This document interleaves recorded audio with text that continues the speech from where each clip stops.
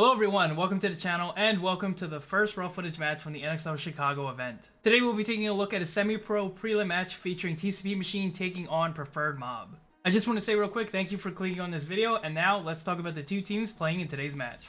First, let's talk about a favorite team of mine, Preferred Mob. Based out of Massachusetts, PMob made their return to the NXL this year after the team disbanded in 2019. They ended up taking 14th place at their first event back in Philly this year. Their roster is stacked with players, Deshaun Wyatt, a former Infamous player, and Thomas Mantoni, a former Baltimore Revo player. Heading into this third prelim game, they were sitting at 1-1 with a loss to Arsenal and a win against Crisis. Going back as far as 2019, PMob has a record of 2-1 against TCP Machine in the prelims. Now moving on to a Michigan-based team who is entering into their 7th season in Division 1, TCP Machine. They've struggled to podium the last 3 years, with the team's best placement being 8th.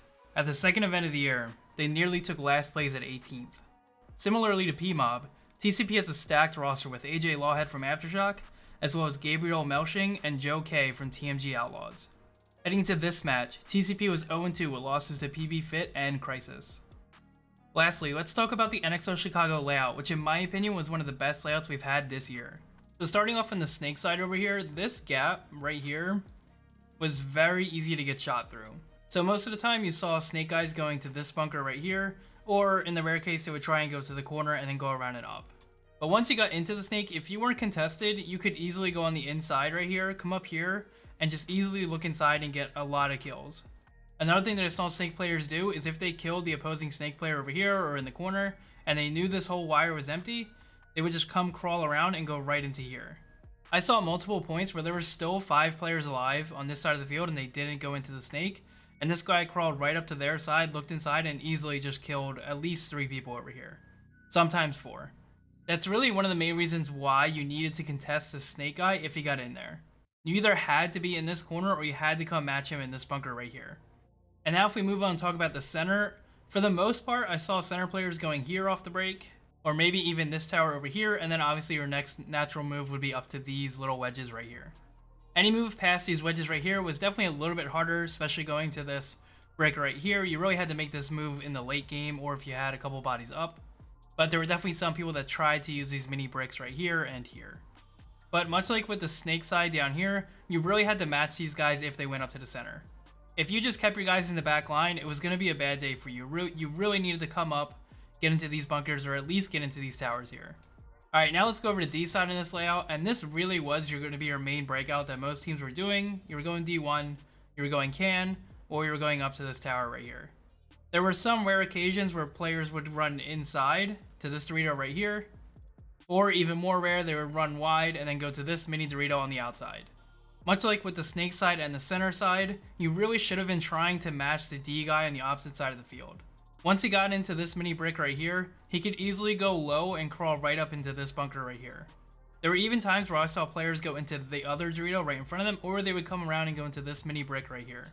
So if they were in the mini brick here, you really should have been trying to match them here, or at least try and hold them off using a D corner. As you can tell from what we just went over, this field felt very much like a read and react field. Whatever the opposite team was doing, you probably should have been trying to match it, if not going farther or being more aggressive than that team. Before we jump into the match, we're going to take a look at some of the breakouts that I captured at the event on both sides of the field.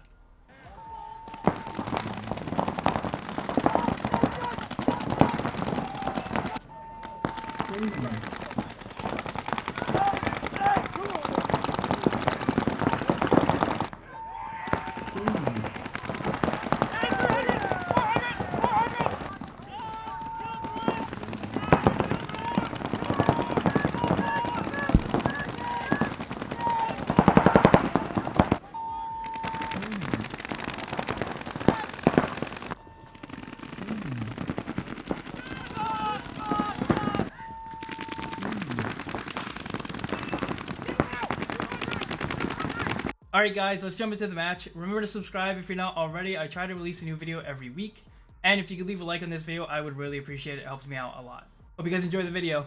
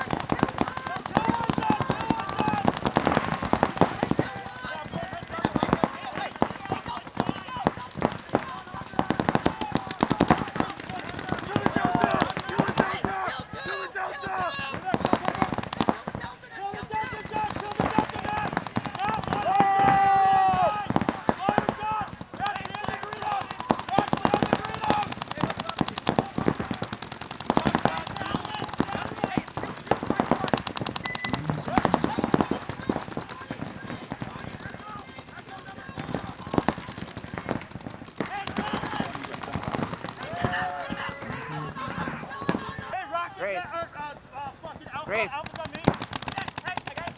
10 seconds.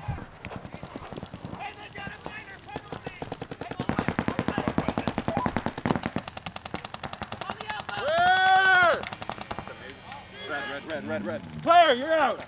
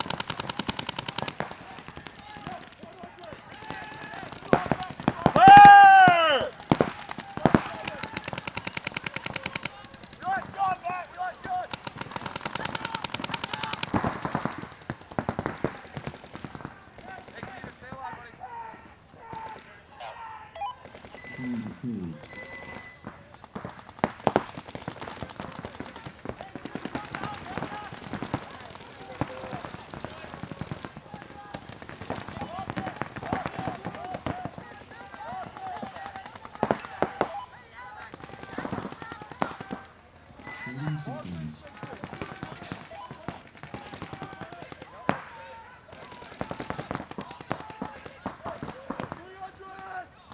20 seconds.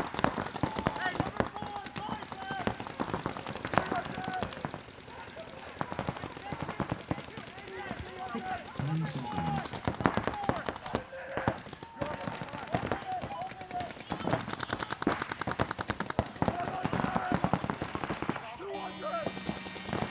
PMob.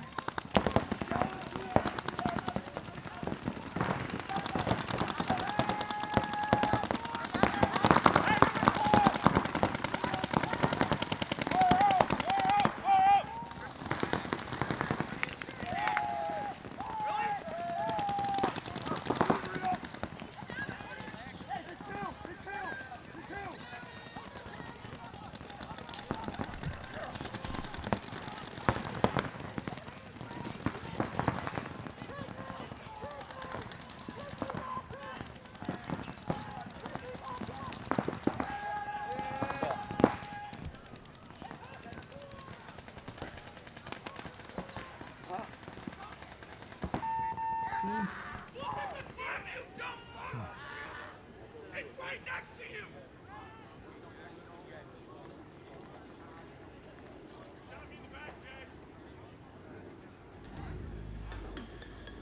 No point. Game finish.